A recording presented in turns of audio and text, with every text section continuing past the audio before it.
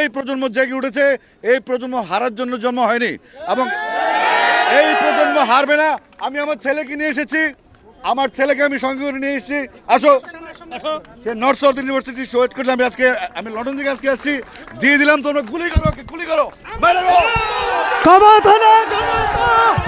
সবাই আজকে কোনো কথা নাই, শুধু অল আউট গেম। যে কোনো ভাবে দফা একটা দফা একটা দাবি, এক দফা এক দাবি। স্বৈরাচারী কবে যাবি?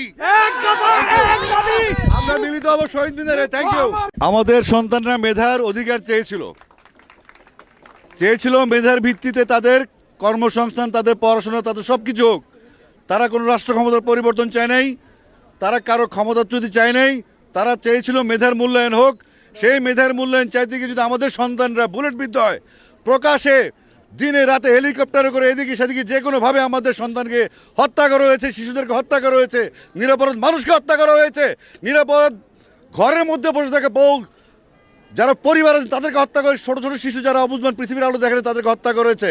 এখন এই আন্দোলন থেকে পিছু হটার কোনো সুযোগ নাই, আমাদেরও কিছু করার নেই। আমরা ব্যর্থ।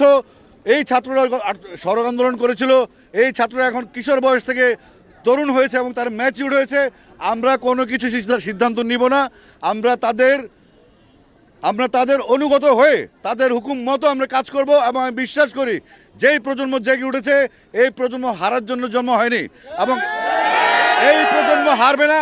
আমি আমার ছেলেকে নিয়ে এসেছি, আমার ছেলেকে আমি সঙ্গে করে নিয়ে এসেছি। আসো, সে নর্থ সাউথ ইউনিভার্সিটি ওয়েট করলে আমি লন্ডন থেকে আজকে আসছি। দিয়ে দিলাম, তোমরা গুলি করো, গুলি করো, মেরে দাও। সবাই আজকে কোনো কথা নাই, শুধু অল আউট গেম। যে কোনো ভাবে দফা একটা দফা একটা দাবি, এক দফা এক দাবি। স্বৈরাচারী কবে যাবি?